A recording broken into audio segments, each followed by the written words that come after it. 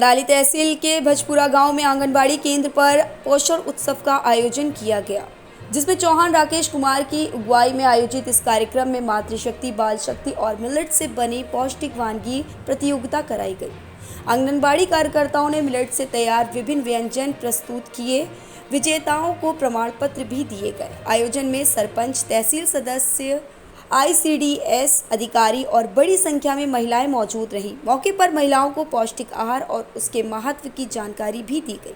આપણા જીવનમાં ઉતારશું તો લોકોના બાબતે ધ્યાન દોરશું તો લોકોમાં બદલાવ આવશે। હવે કેવું આ મિલેટ્સ એટલે જાડું ધાન્ય, રાગી, જુવાર, બાજરી, એ બધો ખોરાક ખાઈએ ને એ બધા ખોરાકથી છે ને પાચન ક્રિયામાં મસ્ત રહે। કેમ કે બબડો ખોરાક કહેવાય, બરાબર।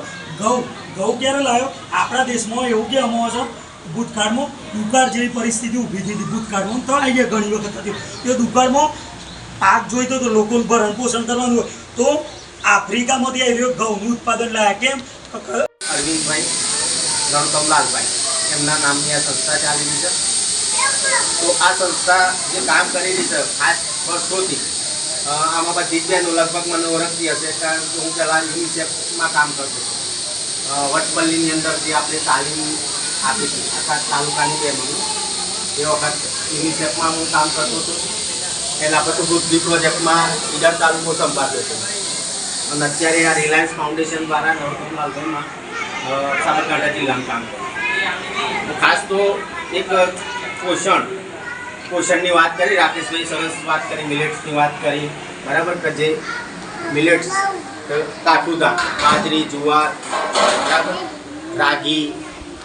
તમે મહારાષ્ટ્ર બાજુ જાઓ તો ત્યાં રાગીનું બહુ મહત્વ છે। આપણે દાહોદથી આગળ જઈએ ને, ભરૂચ, સાપુતારા એ બાજુ જો તમે તો ત્યાં રાગી બહુ દરેક હોટલમાં તમને રાગી મળે અને 5 ધાનનો રોટલો એટલે જાર, બાજરી, મકાઈ, રાગી એવી રીતે 4 ધાનનો રોટલો એ હોટલમાં મળતો હોય છે ત્યાં।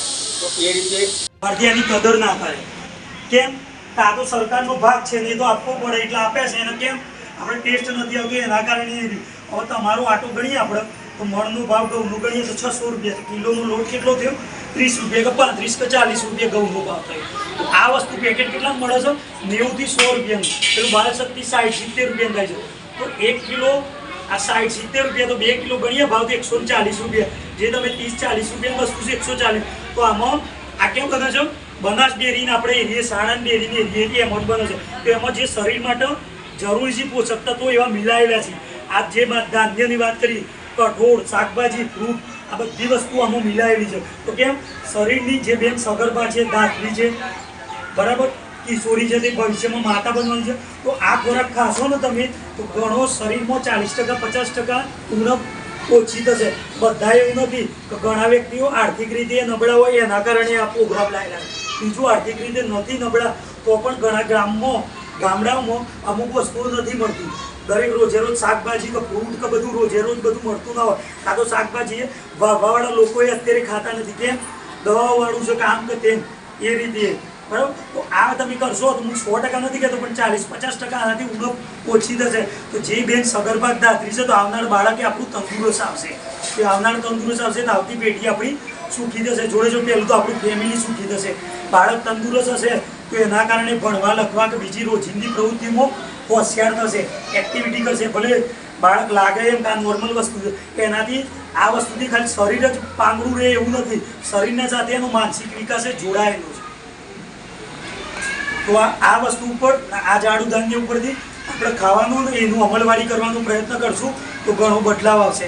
બીજું આ પ્રોગ્રામમાં બહેનોએ આપણે શું કહેવાય પોષણ उत्सव હતો તો બહેનોએ સરસ વાનગી બનાવેલી છે। गुजरात से नरेंद्र सिंह राठौर की रिपोर्ट।